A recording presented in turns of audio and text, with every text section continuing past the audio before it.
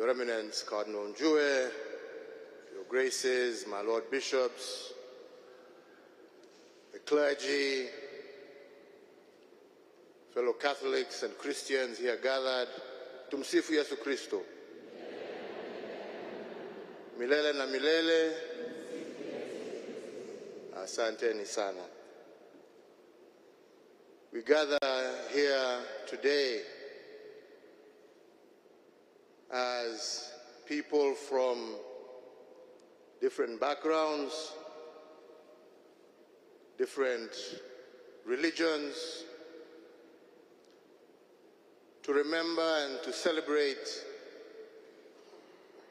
the life of a man who truly walked in the path of Jesus. A man who, despite his high position, did not walk in and amongst the high and mighty in the world, but rather, like Jesus, chose to walk amongst the poor and those most in need.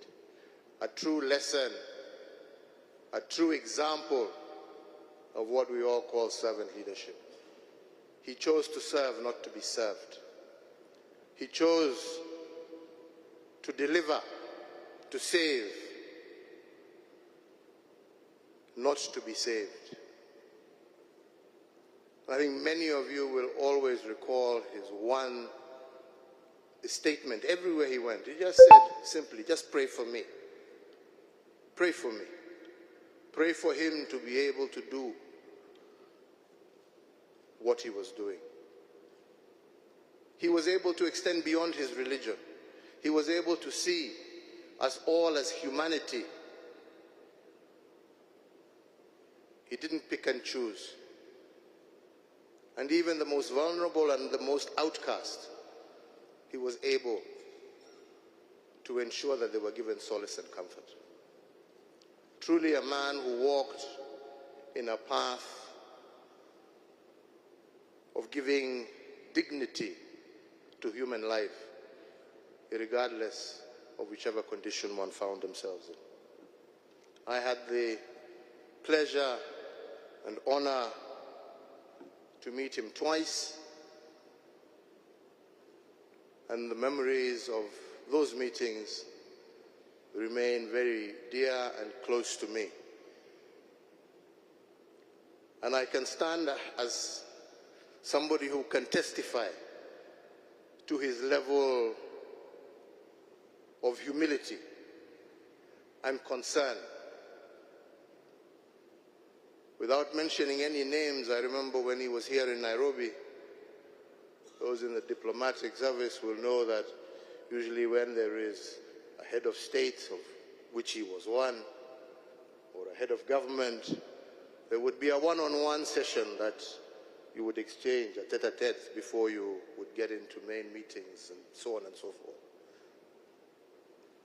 So we were sitting in my office with His Holiness and just talking about the things that we needed to talk about.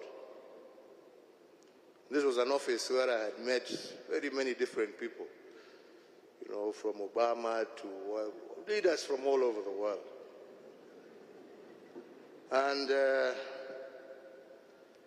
when we finished we were now to go to the meeting, somebody had really requested that they would like a moment with His Holiness. I didn't know how to put this because... Anyway, I decided I was going to put the message across. He said, oh, no problem. So I invited the person over to my office before we moved out, sat, and, I went back to my seat. Silence in the room, so nobody's talking. And His Holiness turned and looked at me and told me, I thought you said he wanted to talk to me. So for the first time as president, another head of state threw me out of my own office, which found to be quite incredible. But the most important thing was not even that. The most important thing to me was that here was a man, a leader of 1 billion plus people across the world. But this person who he chose to engage with, he followed up with them even after he left Kenya, communicating with the person, engaging with the person. What greater show of humility can you ask for a man than that? That he can lead 1,000, 1 million, and 1 billion people, but he still remembers the one lost sheep and will always go out in search of it. I think that is a lesson for all of us. It definitely was a lesson for me, and I shall always remember the greatness of that man. And may the Almighty God rest our father's soul in eternal peace, and may he give us in the days to come another father who shall be able to continue on the journey that he set forth. Asanteni sana, Mungu awabariki, Mungu awalinde. Sina mengi, ni hayo tu. Thank you.